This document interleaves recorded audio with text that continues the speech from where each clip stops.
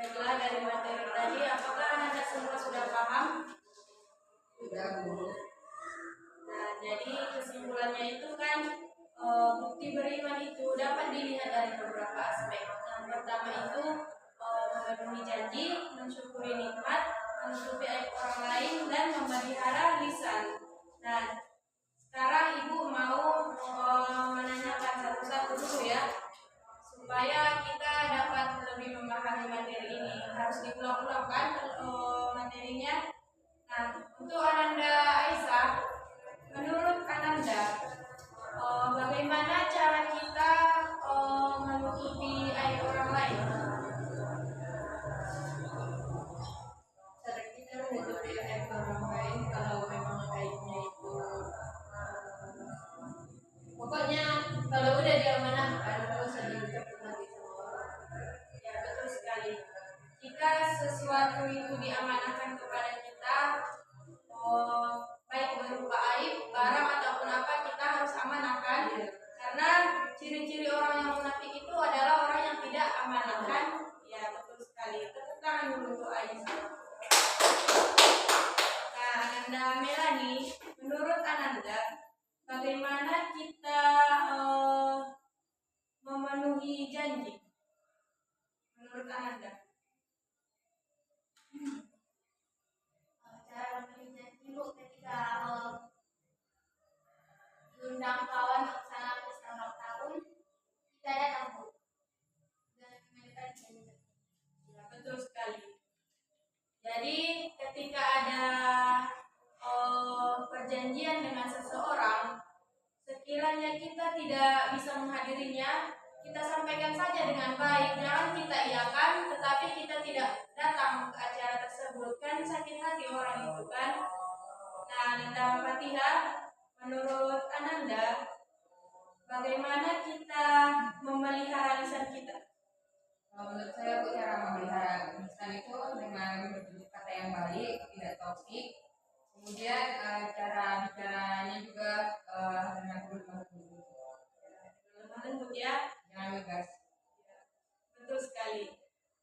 Lisan kita itu sangat berbahaya, kan? Seperti yang tadi aku sampaikan, ketika kita merasakan yang kita sampaikan itu baik-baik saja, bisa jadi orang lain sakit hati dengan perkataan kita, kan?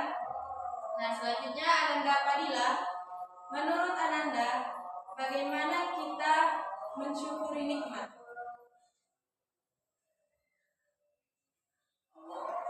Dengan bersedekah, karena kita dapat memberikan orang lain yang sedekah itu dinamakan syukur. Ya, betul sekali. Dalam hal apapun yang kita terima, baik itu suka maupun duka, kita syukuri saja. Bisa itu kan sudah takdir dari Allah Subhanahu wa taala untuk kita. Seperti yang tadi disampaikan, ada qada dan qadar, takdir baik dan takdir buruk. Kita syukuri saja, mungkin saja itu adalah jalan terbaik untuk kita menuju kesuksesan kita, ya kan? Nah, dari situ dapat kita ambil kesimpulan bahwa bukti beriman itu apa tadi? Pengertian dari iman, masih ada yang ingat pengertian dari iman yang Ibu sampaikan di awal tadi?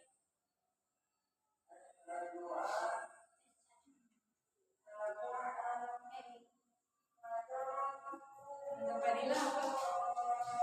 Sudah lupa ya? Iman itu kan secara istilah meyakini dengan hati, mengucapkan dengan lisan, dan melaksanakan dengan anggota tubuh. Ya, betul sekali. Jadi kenapa sih kita perlu membuktikan keimanan kita? Kan pasti di hati anak-anak semua bertanya, kenapa kita perlu membuktikan keimanan? Karena ketika kita hanya mengakui di dalam hati tapi tidak melaksanakannya, itu kan sama saja dengan bohong, kan? Hanya di dalam hati saja tapi tidak melaksanakannya. Jadi dari situ kita harus membuktikan keimanan kita. Sudah paham kan semuanya?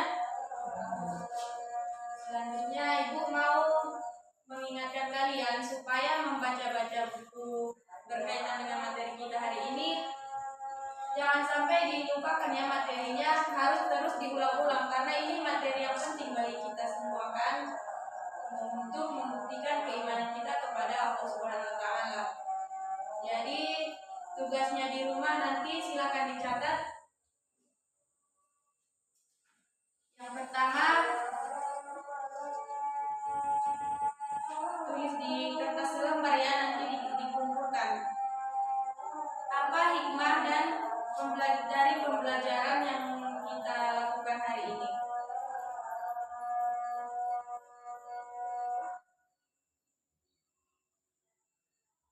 Sudah?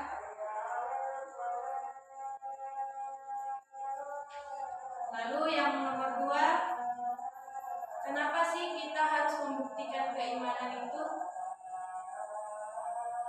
Itu saja, dikumpulkan minggu depan ya. Baiklah, kita tutup pembelajaran kita hari ini dengan ucapan hamdalah dan doa kepada majelis.